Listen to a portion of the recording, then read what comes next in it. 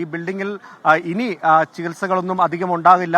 കാരണം പുതിയ ബിൽഡിംഗിലേക്ക് മാറ്റാൻ വേണ്ടിയുള്ള നടപടികൾ തുടരുകയായിരുന്നു. അതിനിടയിലാണ് ഈ ബാത്റൂം ബ്ലോക്ക്, അതായത് മന്ത്രി പറഞ്ഞത് പ്രകാരമാണെങ്കിൽ പഴയ കെട്ടിടമാണ്, പഴയ ഫണ്ടുകൾ ഉപയോഗിച്ച് ഓരോരോ ഘട്ടം ഘട്ടമായി നിർമ്മിച്ച, പണ്ട് കാലത്തൊക്കെ നിർമ്മിച്ചതാണ്. അതുകൊണ്ട് ഈ കെട്ടിടങ്ങൾ തമ്മിൽ, ഈ ബാത്റൂം ബ്ലോക്കും അതുപോലെ തന്നെ തൊട്ടപ്പുറത്തെ കാണുന്ന ആ ബിൽഡിംഗും തമ്മിൽ ഡയറക്റ്റ് കണക്ഷൻ ഇല്ല. കാരണം അഡീഷണലായി കൂട്ടിച്ചേർത്ത ഒരു ബാത്റൂമാണ്. അതുകൊണ്ട് തന്നെയാണ് അതിന്റെ പ്രധാന ബിൽഡിംഗ് തകർന്നു വീഴാത്ത ഒരവസ്ഥ ഉണ്ടായത്. അതൊരു ഭാഗ്യമെന്ന് വേണമെങ്കിൽ പറയാം. ഇത് സെപ്പറേറ്റ് ആയിട്ട്, ഈ ബാത്റൂം മാത്രം സെപ്പറേറ്റ് ആയിട്ട് പണിതാണ്. അതുകൊണ്ട് അവിടെ നിന്നാണ് അത് ഇളകിപ്പോകുന്നത്.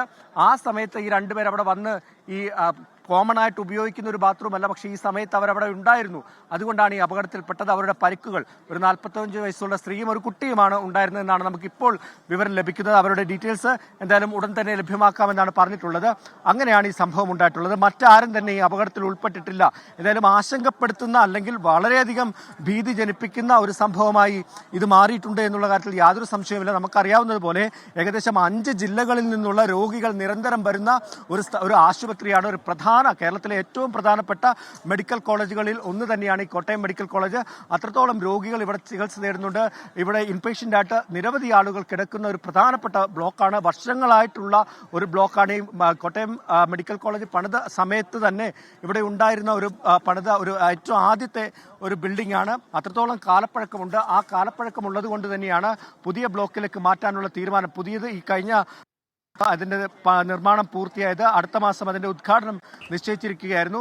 അതിനിടയിലാണ് ഇപ്പോൾ ഈ പഴയ ബ്ലോക്കിന്റെ ബാത്റൂം ഇടിഞ്ഞു വീണിരിക്കുന്നത്.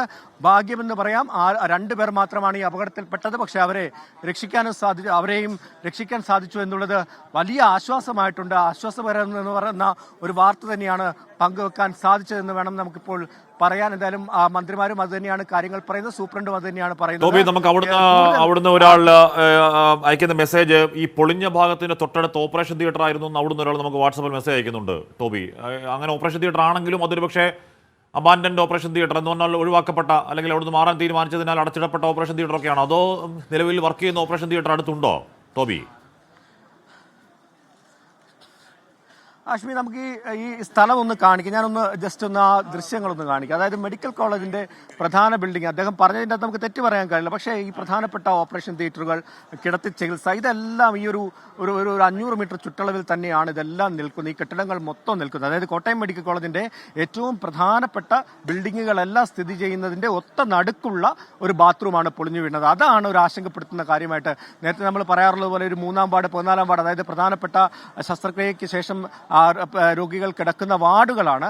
ആ വാർഡുകളുടെ സമീപത്തുള്ള ബാത്റൂമാണ്. അതുകൊണ്ടാണ് വലിയൊരു ആശങ്കയുണ്ടായത്. ഇതെന്താണ് സംഭവിക്കുന്നതെന്ന് ആദ്യഘട്ടത്തിൽ ഒന്നും പറയാൻ നമുക്ക് മനസ്സിലായില്ലായിരുന്നു. കാരണം അത്രയും പാനിക്കായിട്ടാണ് ആളുകൾ ഇവിടുന്ന് നമ്മളെ ഫോൺ വിളിച്ചത്. കെട്ടിടം ഇടിഞ്ഞു വീണു എന്നാണ് പറഞ്ഞത്. പക്ഷെ അതിന്റെ ഒരു ഗൗരവം, അല്ലെങ്കിൽ അത് എത്രത്തോളം ആഴത്തിലുള്ള ഒരു സംഭവമാണെന്ന് നമുക്ക് ആ സമയം നമുക്ക് മനസ്സിലാക്കാൻ സാധിച്ചിരുന്നില്ല. പക്ഷേ ആ ആശങ്ക ശരിവെക്കുന്ന രീതിയിലാണ് ഇവിടെ വന്ന കാഴ്ചകൾ. എന്തോ ഭാഗ്യം കൊണ്ട് വലിയൊരു പ്രശ്നത്തിലേക്ക് പോയില്ല എന്ന് തന്നെ വേണമെങ്കിൽ പറയാം. കാരണം പ്രധാന ബിൽഡിംഗ് തൊട്ടടുത്താണ്. നമുക്ക് വേറൊരു കാര്യം കൂടി കാണിക്കാം ആഷ്മി. ആ താഴെ കാണുന്ന പ്രധാന ബിൽഡിങ്ങിന്റെ വിള്ളലുകൾ നമുക്ക് ഒന്ന് കാണാം. ഒന്ന് ക്യാമറ അങ്ങോട്ട് ആരുടെ ഒന്ന് സൂം ചെയ്താൽ അത് കാണിക്കാൻ. കണ്ടോ, പഴയ കെട്ടിടമാണ്, വളരെ കാലപ്പഴക്കമുണ്ട്. അതിന്റെ താഴത്തെ ഇതൊക്കെ പൊളിഞ്ഞിരിക്കുന്ന, കോൺക്രീറ്റ് ഒക്കെ പൊളിഞ്ഞിരിക്കുന്ന കാഴ്ച നമുക്ക് കാണാൻ സാധിക്കും. അത്രമാത്രം കാലപ്പഴക്കമുണ്ട്. അതായത് ഈ മെഡിക്കൽ കോളേജിന്റെ എത്ര വർഷത്തെ പഴക്കമുണ്ടോ അത്രയും വർഷത്തെ പഴക്കമുള്ള ഏറ്റവും ആദ്യത്തെ ബിൽഡിങ്ങുകളിൽ ഒന്നാണ് ഇത്. ഇതൊരു മെഡിക്കൽ കോളേജിന്റെ പ്രധാന ബിൽഡിങ്ങിന്റെ ഒരു പ്രധാന ഭാഗമാണ്. അങ്ങനെ വരുമ്പോൾ അതിനപ്പുറത്തെ ബിൽഡിംഗ് ഫംഗ്ഷൻ ചെയ്യുന്നുണ്ട്, അതിനപ്പുറത്തെ ബിൽഡിങ്ങിൽ ഫംഗ്ഷൻ ചെയ്യുന്നുണ്ട്. നമ്മൾ ഭയക്കാൻ വേണ്ടി പറയില്ല, പക്ഷെ ആ മേഖലയിൽ നിന്നൊക്കെ ഉള്ള രോഗികളെയും ആൾക്കാരെയും ഒക്കെ ഒഴിപ്പിക്കണം എന്നുകൂടി ഈ ദൃശ്യങ്ങൾക്ക് അർത്ഥമുണ്ട് ടോബി.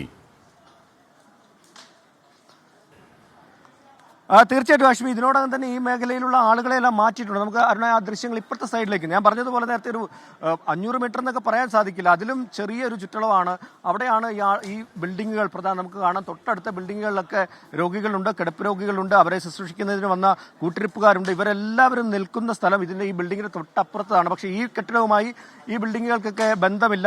കാരണം പ്രത്യേകം പിന്നീട് ഈ അപ്ഡേഷൻ ചെയ്യുന്ന പോലെ പിന്നീട് വന്ന ഓരോ ഫണ്ടുകൾ ലഭിക്കുമ്പോൾ കൂട്ടിച്ചേർത്ത ബിൽഡിങ്ങുകളാണ്. അതുകൊണ്ട് അതുകൊണ്ട് ഇതെല്ലാം സെപ്പറേറ്റ് ആയിട്ടാണ് നിൽക്കുന്നത്. അതൊരു ആശ്വാസമാണ്. പക്ഷെ ഇതെല്ലാം അടുത്തടുത്താണ്, അതാണ് ഒരു ആശങ്ക ഉണ്ടാക്കുന്നത്. അത്രത്തോളം ഈ ഉച്ചസമയമാണ്, പ്രത്യേകിച്ച് മാഷ്മി എടുത്തു പറയാൻ നമുക്കറിയാവുന്ന ഒരു കാര്യമാണ്. ഉച്ചസമയത്ത് ഇവിടെ എത്തുമ്പോൾ നമുക്കറിയാവുന്നതാണ്, ഭക്ഷണം കൊടുക്കാനും കുട്ടിരിപ്പുകാരും അതുപോലെ തന്നെ മറ്റാളുകളെല്ലാം ഈ കാണാൻ വരുന്നവർക്കൊക്കെ സമയം അനുവദിക്കുന്ന ഒരു സമയമായിരുന്നു. അതുകൊണ്ടാണ് ഇത്രയും ഒരു ആശങ്ക. ആ സമയത്ത് ഏറ്റവും കൂടുതൽ ആളുകൾ വരുന്ന ഒരു സമയമാണിതെന്നുള്ള കാര്യത്തിൽ യാതൊരു സംശയമില്ല. ആ സമയത്താണ് ഈ അപകടമുണ്ടായത്. അതാണ് ഒരു ആശങ്ക ഏറ്റവും കൂടുതൽ ഉണ്ടാക്കിയത്. എന്തായാലും നമുക്കിപ്പോൾ ആശ്വസിക്കാം, രണ്ടുപേർ അപകടത്തിൽപ്പെട്ട് അവർക്ക് യാതൊരു തരത്തിലുള്ള കാര്യമായ പരിക്കുകളൊന്നുമില്ല. അതൊരു വലിയ ആശ്വാസമാണ്. വലിയ ഞെട്ടലോടുകൂടിയാണ് ഈ വാർത്ത അറിഞ്ഞത്. പക്ഷേ ആശ്വാസം തരുന്നൊരു വാർത്തയാണ് നമുക്കിപ്പോൾ പ്രേക്ഷകരോട് പങ്കുവെക്കാനുള്ളത്. ആഷ്മി.